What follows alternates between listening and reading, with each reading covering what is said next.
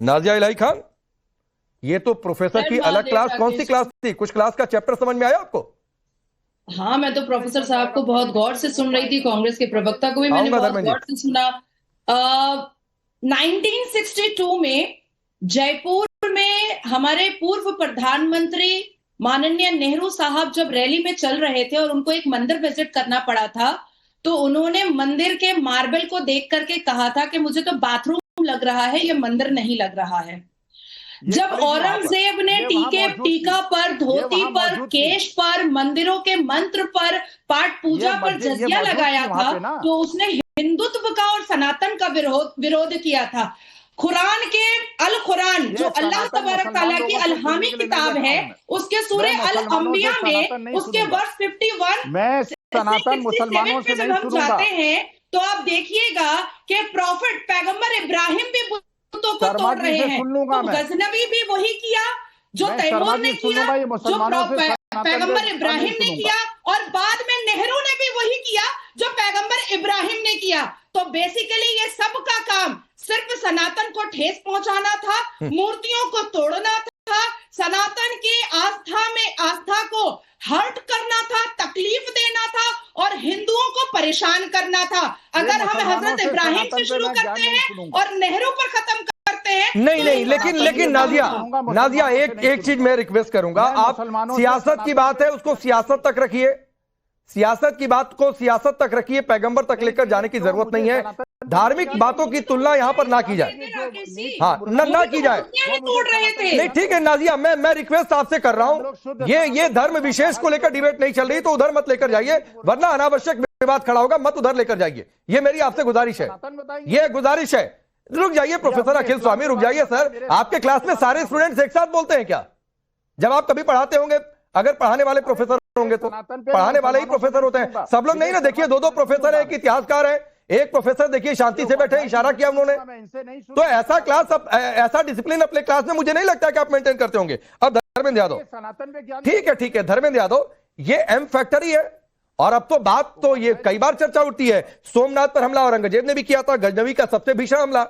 अच्छा, इस देश में फिर औरंगजेब ने कहां हमला किया, तो पूरा चैप्टर है, खत्म ही नहीं होता है। राकेश भाई, गजनी ने हमला किया, औरंगजेब ने हमला किया, जितने भी आक्रांता आए वो भारत से जो पैसा लूटे तो लूटे ही, संस्कृति को भी नष्ट करने का प्रयास किया। ठीक, सवाल ये है कि भारतीय जनता पार्टी के जो पुरखे थे, उनकी आस्तीन में बैठ के मलाई खा रहे थे, उनके खिलाफ लड़ने वाला कौन था? अभी बता रहे थे कि हम दोबारा रिक्लेम करते थे, मुगलों के खिलाफ लड़े थे। बिल्कुल लड़े थे। अच्छा आप, तो उसमें क्या दिक्कत है? अच्छा आप मुगलों के खिलाफ लड़े थे भाई। ठीक, बिल्कुल बिना लड़े गए कैसे? नहीं, बिना लड़े गए कैसे? ठीक, आप मुगलों के खिलाफ लड़े थे, जरा बताइएगा। सुन लीजिए, इतिहासकार महोदय कह रहे हैं कि हम जब वो जगह लूट के चले जाते थे दोबारा रिक्लेम करते थे, लेकिन वो लड़ने नहीं जाते थे कि अपनी संस्कृति को बचाने के लिए हम लड़ेंगे, अपनी संस्कृति को बचाने के लिए हम अपनी प्राणों की आहुति भी दे देंगे, अपनी संस्कृति को बचाने के लिए अपना जान भी न्यौछावर कर देंगे। अंग्रेजों के साथ भारतीय जनता पार्टी के पुरखे पेंशन भोगी बने रहे, पेंशन मात्र के लिए। अब ये मुगलों की बात हो रही है, अंग्रेजों की बात नहीं हो रही है, आप कंफ्यूज हो जा रहे हैं।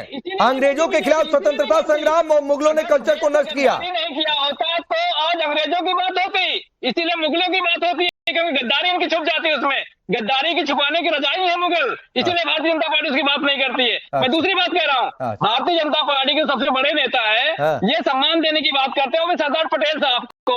गुजरात के अंदर एक क्रिकेट स्टेडियम था जिसका नाम था सरदार पटेल क्रिकेट स्टेडियम। मोदी जी को नहीं अच्छा लग रहा था, वो तो अपने आप को स्वघोषित बड़े नेता मानते हैं, उनका नाम बदल के धर्मेंद्र भाई से बड़ा नेता अपने आप को घोषित करने की बीमारी जो भारतीय जनता पार्टी के सबसे बड़े नेता की है, इसके बारे में अच्छा मैं इस पर आऊंगा। बड़ी दिलचस्प बात है कि दो प्रोफेसर हैं और थोड़ा सा प्रोफेसर, मैंने आधे घंटे सुना राकेश भाई, मैंने 20 मिनट सुना, मेरी बात हाँ बोलिए। अच्छा पूरा करिए, फिर ओम जी जवाब देंगे। हाँ बोलिए। भारतीय जनता पार्टी को ये लगता है कि कोई दाढ़ी बढ़ा ले तो टैगोर हो जाता है, कोई चरखे के सामने बैठ जाए तो गांधी बन जाता है। तो ये भारतीय जनता पार्टी की जो बीमारी है, अगर अपने आप को नॉन बायोलॉजिकल कहें तो हम भगवान हो जाएंगे, ये भारतीय जनता पार्टी को समझना पड़ेगा कि देश की संस्कृति क्या कहती है, देश के धर्म क्या कहते हैं और मानवता क्या कहता है, संविधान क्या कहता है, उस पर इनको बात नहीं करनी है। अंग्रेजों की गद्दारी ना सामने आ जाए, इसलिए मुगलों की बात होगी, उसके बाद उससे पहले की बात होगी। ओम उपाध्याय बोलिए, फिर मैं आता हूँ विजय जी। ठीक है, मैं आता हूँ। अभी आपने जो दो चीजें मिक्स की है ना, मैं उसकी भी आता, उस पर भी आता हूँ। पहले ओम उपाध्याय महोदय ने शायद पूरी बात सुनी नहीं और धैर्य से नहीं सुना, ठीक से नहीं सुना। मैंने कहा कि इतिहासकारों की एक धारा ने एकदम इस बात को हाशिए पे डाल दिया जो हमारा सशस्त्र संघर्ष था, जो हमने प्रतिरोध किया था, जो हिंदू प्रतिरोध था उन आक्रमणों का। वहां पे भी जब महमूद गजनवी का आक्रमण होता है और जितने आक्रमण हुए तो जबरदस्त प्रतिरोध है, लेकिन दिक्कत यह रही कि उस प्रतिरोध को बताया नहीं गया। जब मोहम्मद बिन कासिम आक्रमण करता है राकेश भाई, तो दाहिर की पुत्रियों का शौर्य हमसे छुपा लिया जाता है। जब 17 आक्रमण महमूद गजनवी के होते हैं तो माइन्यूट डिटेल्स बताए जाते हैं उसके, लेकिन अनंगपाल, त्रिभुवनपाल, गोगावीर, इनके शौर्य को पढ़िए, ये हमें छुपाया जाता है हमसे। और केवल इस बात को कि वो तो लूट कर रहा था साहब, धर्म से उसका कोई मतलब नहीं था, धर्म से उसका कोई लेना देना नहीं था, इस तरह का नैरेटिव गढ़ा जाता है। मेरी बात सिर्फ इस बात के विपक्ष में है कि ऐसा नैरेटिव, आप रुक जाइए साहब, सुन लीजिए, मैं आपके बीच में एक बार भी नहीं बोला। धर्मेंद्र जी आपके बीच में मैं बोला नहीं, एक बार इनको रोकिए ना। धर्मेंद्र यादव, पूरी धर्मेंद्र यादव, आप फिर से अखिल स्वामी वाली बात आप कर रहे हैं।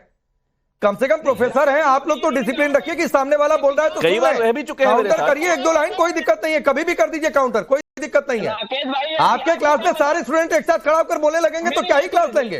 तो रुक जाइए, सुन लीजिए, एक मिनट सुनिए ओम उपाध्याय को, फिर आऊंगा सर आपके इस मोटेरा वाले पर, स्टेडियम वाले पर भी आऊंगा। विजय शर्मा भी तैयार है उसके रिप्लाई के लिए, बोलिए। उसके बाद देखिए, उसी का एक सिपाह सालार है सैयद सालार मसूद बिन गाजी, वो जब आक्रमण करता है सुहेलदेव जैसे छोटे से शासक पर, तो पूरी 1.5 लाख की सेना के साथ 1033 की घटना, 1030 में महमूद गजनवी की डेथ हो चुकी है, लेकिन उसका भांजा है और उसका सिपाह सालार है।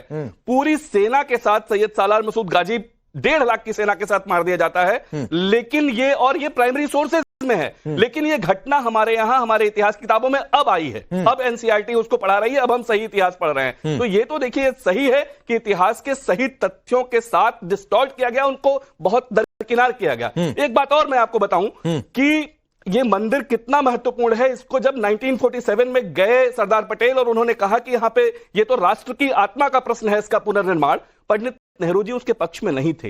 आप उठा के देख लीजिए, मैं फिर कह रहा हूं, ये सारी बातें रिकॉर्ड पे हैं। 1951 में जब डॉक्टर राजेंद्र प्रसाद जी को जाना था तो पंडित नेहरू जी ने हर प्रयास किया कि उसके लोकार्पण के लिए, सोमनाथ मंदिर के लोकार्पण के लिए भारत का राष्ट्रपति ना जाए। एक और बात मैं बस बता दूं, अपनी बात पूरी करूं, कि ऑल इंडिया रेडियो के साथ पीएमओ का पत्राचार है, वो रिकॉर्ड पे है, जिसमें सारे जब प्रेसिडेंट के जितने प्रोग्राम्स होते थे ऑल इंडिया रेडियो को कवर करता था, लेकिन पीएमओ चिट्ठी लिखता है कि इस प्रोग्राम को कवर न किया जाए, इसके बावजूद हो गए। अब ये एक बड़ी बात, सुनिए धर्मेंद्र यादव, एक बात कहते हैं जो आपने कहा ना कि नाम बदल दिया, सुनिए, आता हूं अश्विनी जी, आप, मुझे पता है कि आप रिप्लाई करेंगे, 30 सेकंड दीजिए अश्विनी भाई, आ रहा हूं। आपने ये कहा ना कि नाम बदल दिया गया, ये भी पुरानी डिबेट है सर, और थोड़ा सा प्रोफेसर आप लोग हैं तो कम से कम आप लोग अपडेटेड रहा करिए।